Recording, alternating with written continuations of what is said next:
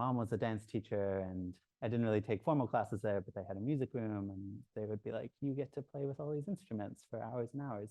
For me, having people focus on producing sound in a way that was intentional, but that wasn't kind of particularly fulfilling a kind of like cadential or harmonic. So I was like, I want to write for wind band, I want to write for orchestra, I want to write for chorus, I want to write for this. So they like gave me these really large canvases. It's a piece that's all about kind of sending and receiving sound. You know, starting off young, I did not kind of take formal music lessons when I was young. Actually, kind of attended places like CMCB in Washington, D.C. There was a place called the Sitar Art Center where my mom was a dance teacher, and I didn't really take formal classes there, but they had a music room, and they would be like, you get to play with all these instruments for hours and hours. So there was a lot of kind of self-directed learning around music. There was also a kind of art house called the Latin American Youth Center Art House.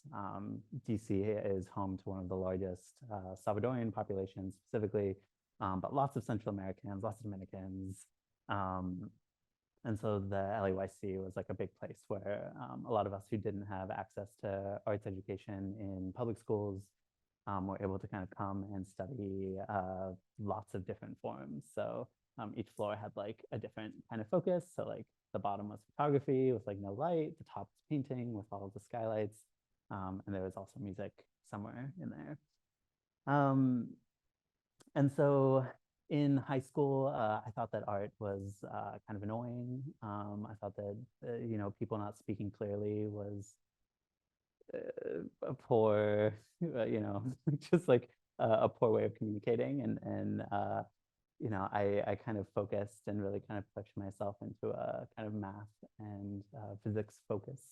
And so, you know, there were all these academies in school, and so there was like a science academy, and so we all went to like NASA and like did all, you know, they did these kind of fun fun kinds of things that that still kind of filled me with a sense of wonder, and I think that that kind of pushed me on later. I went to college also in my hometown. I went to American University, and there was one other physics major who was declared, and he was also a music major. And so he lived on this floor where everyone on the floor took the same class. And so that floor was a music class. And it was taught by the head of the music department at AU. Ended up kind of asking whether I could join the class, and then eventually at the end of the year asking if I could be a major. And I was, you know, accepted, and they were, you know, I kind of was like, can I do my audition at the end of the program? And they were like, yeah, which was a really nice thing. And so my years there were kind of spent in the music library, mostly kind of studying on my own, listening to CDs. So like, you know, folks like the Crumbs Quartet had like this whole discography, whereas like in 2012 when I was starting, Roomful of Teeth had just come out with their like big album. There was new albums from like Nico Muhly, from like folks kind of based in New York especially, and I was pretty fascinated with that. And so, you know, kind of in school, I started to kind of very early on feel this kind of tension between what I considered an approach to music making that made sense to me and an approach that was kind of being taught to me. You know, this program was fairly focused on everything kind of up to the rite of spring and nothing afterward.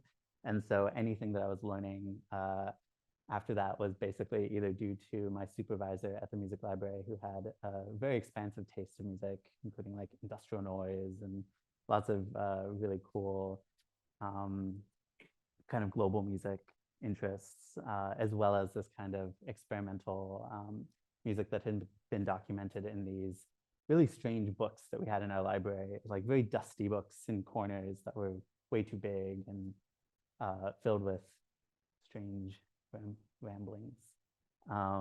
One in particular was this book called Fur Music, and it had these different pieces of fur in it. And the purpose of it was that you would rub the fur and put it up to your ear and try to hear the different timbres of each piece of fur. And so there was this kind of notion that I was, I think, searching for a different kind of way of, I guess for me, having people focus on producing sound in a way that was intentional, but that wasn't kind of particularly fulfilling a kind of like cadential or harmonic kind of, you know, framework or, you know, like that's what good music is we get to the cadence. So I kind of kept on going on and you know, being a disillusioned undergrad. And I kind of eventually did a study abroad in Australia. And that was this kind of really intense moment where I was going from this program where I was one of 2 composers to a program where I was one of like 40. And it was a school that really encouraged a kind of a self-motivated way of kind of fulfilling these like really outrageous portfolio requirements where you had to post on this giant Facebook group, find all the instrumentalists that you could, you know, wrangle into doing something for a glass of wine, bring them to the recording studio that we had access to, record them, mix it, put it on a CD, give it to a professor, get a grade. But I think like in that program, there was also this like really intense focus on 20th century music kind of moving forward. And so that was like where I first encountered like barrio sequenzas, where I first kind of really took like a deep dive into Cage. And so there was this way in which I think that kind of traveled away when I came back to my program.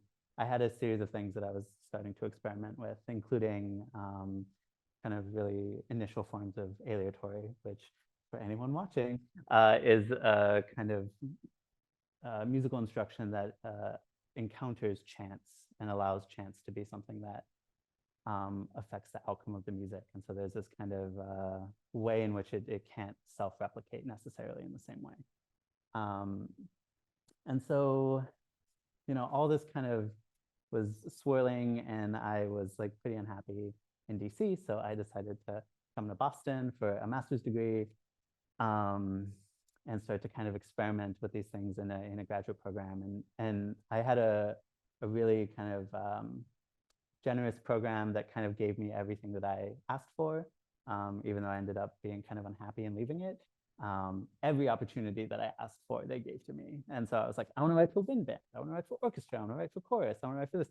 So they like gave me these really large canvases that let me start to develop some of the ways in which I was thinking about bringing in people's voices to the way in which they were making the music that I was kind of organizing.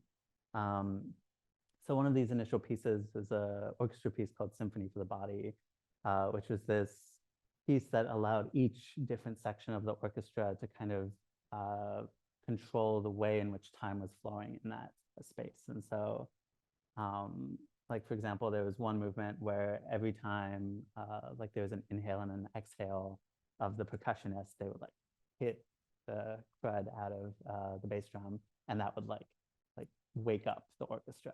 And so like there were these moments where that were kind of trying to construct different relationships and relationships that required a degree of listening and kind of reactivity. And that was kind of coming out of this focus and intense discovery of the music and kind of sonic exercises of Pauline Oliveros. Particularly, she has these 4 pieces called the 4 Meditations for Orchestra, which I was like really fascinated with. And so 2 of them in particular, there's like the super famous one, which is Tuning Meditation, which has been done all over the world and in lots of different contexts. But then there's this other piece called, is it called Interdependence? I think is what it's called. And it's a piece that's all about kind of sending and receiving sound. And so the way in which kind of texture is built and melody and interactivity is all based on just kind of listening and responding as quickly as possible. And so I was kind of, you know, expanding off some of those ideas. But okay, so we're getting to this first piece that we'll listen to. I ended up leaving that program and coming to New York. There was a kind of really lovely invitation that happened from a composer, Angelica Negron. She was curating this concert at the New Latin Wave Festival, which was this festival of second gen plus Latinx artists who were all doing different kinds of experimental and pop art and discussions all within this kind of same building called the Brooklyn Bazaar. And so there was these like anything from this person making tortillas and then putting them on like a turntable and like you get to hear the sound of the tortilla, to like discussions about curation at MoMA to then this concert that kind of happened. And so there was a real kind of sense that that space as well had a quality of invitation, which I feel like I was kind of missing in a lot of other places.